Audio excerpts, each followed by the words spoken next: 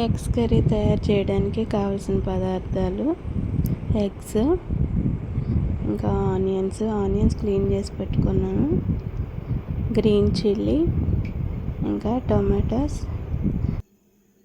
Eggs కూడా boil చేసి పెట్టుకున్నాను, అలాగే rock salt, oil, chilli powder, onions cut చేసి పెట్టుకోవాలి, ఆనియన్స్, గ్రీన్ చిల్లీ, టొమాటోస్. ఆనియన్స్లో ఆయిల్, రాక్ సాల్ట్ వేసి ఫ్రై చేసుకోవాలి. ఆనియన్స్ సాఫ్ట్గా అయ్యే వరకు ఫ్రై చేసుకోవాలి. ఆనియన్స్ ఫ్రై అయిన తర్వాత టొమాటో పీసెస్ వేసుకోవాలి. టమాటోస్లో కొంచెం వాటర్ పోసి ఓన్లీ పీసెస్ మాత్రమే తీసుకోవాలి, సీడ్స్ తీసేయాలి.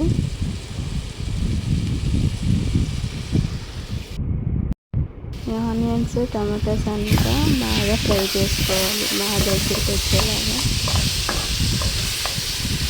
తర్వాత దీనిలో టర్మరిక్ పౌడర్, అలాగే చిల్లీ పౌడర్ వేసుకొని మళ్ళీ కొంచెం ఫ్రై చేసుకోవాలి.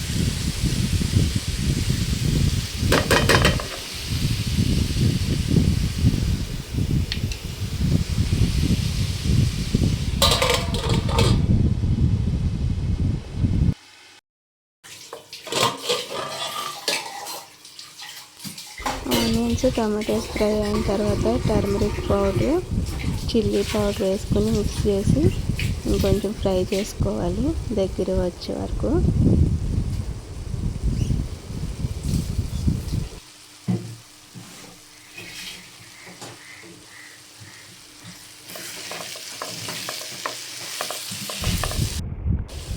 మిశ్రమం అంతా ఫ్రై అయిన తర్వాత కర్రీకి కావాల్సిన వాటర్ని యాడ్ చేసుకోవాలి. కర్రీ కుక్ అవ్వడానికి ఎన్ని వాటర్ పడతాయో అన్ని వాటర్ వేసుకోవాలి.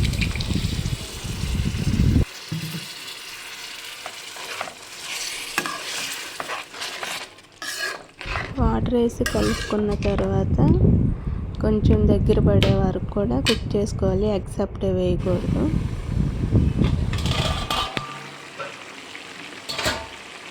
ఆల్మోస్ట్ కర్రీ అంతా కుక్ అయిపోవాలి. కుక్ అయిన తర్వాత జస్ట్ దించే ముందు ఒక 10 minutes ముందు లేదా ఒక 5 minutes ముందు మాత్రమే ఎగ్స్ వేసుకొని ఒక 5 minutesలో దింపేసుకోవాలి.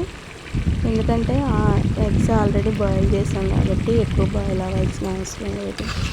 అప్పుడే మెత్తగా ఉంటాయి ఎగ్స్ తినడానికి. ఎక్కువ ఉడికిపోతే బాగా గట్టిగా అయిపోతాయి ఎగ్స్, టేస్ట్ బాగుండదు. దించే ముందు వేసుకుంటే ఎగ్స్ కర్రీ బాగుంటుంది, ఎగ్స్ బాగుంటాయి తినడానికి. మా సుహాస్ నిద్ర లేచాడు, డ్రమ్స్ కొడుతున్నాడు, అదే సౌండ్.